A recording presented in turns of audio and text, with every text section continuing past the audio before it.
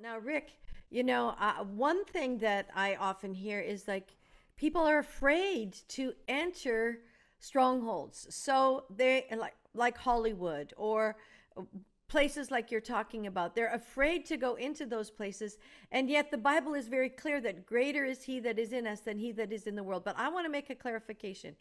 While you were playing presence at City Festival, or what exactly the name? Austin City Limits. Yep. Austin City Limits. While you were playing there, you were not the only band playing. So you were surrounded by secular bands before, after, around different venues in the one big uh, center where you were all playing. So it wasn't like you took over with all the Christians. You were surrounded by the enemy and dark sounds and death sounds. Yes, and that's another story for another time. But long story short, yes, what Stacy's saying is we were in the midst of, these festivals. One specific festival here in Austin, it's called South by Southwest. It's 2 weeks long, and they turn basically the whole entire city into music venues everywhere you go, coffee shops, stores, and it's just flooded with music. Not just, you got metal, you got country, you got hip hop. And yes, we've been a part of those as well. Austin City Limits, right in the midst of all of this other kind of worship. We've been in the middle of it all, exalting Jesus right in the center of it all. That's incredible. It sounds a lot like Jesus to me. The Bible says that Jesus became flesh and dwelt amongst them.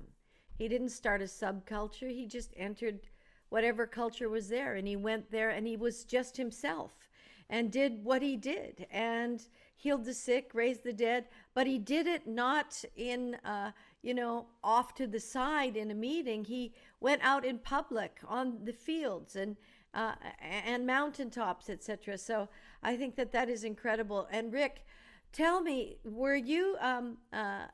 did you have any adverse reactions? Was anybody angry? Only from church people. Oh, really? Like, how could you go to, I feel like, let me say it like this, okay? I feel like there has been a line between what is secular and what is sacred. And, in the Old Testament, if a leper touched you, you got leprosy. But now in the New Testament, when we touch a leper, the leper gets healed. And that's the concept. We need to carry the love and the power of Christ into the earth with. It's not like, oh my gosh, we don't want to hang out with them. We don't want to be around them because we're going to get, yucky sin on us. No, we have Jesus living on the inside of us. And it's time for us to arise and shine because his light has come. And we need to go out there and be the hands and be the feet of Jesus to the world who are lost, hurting, and dying.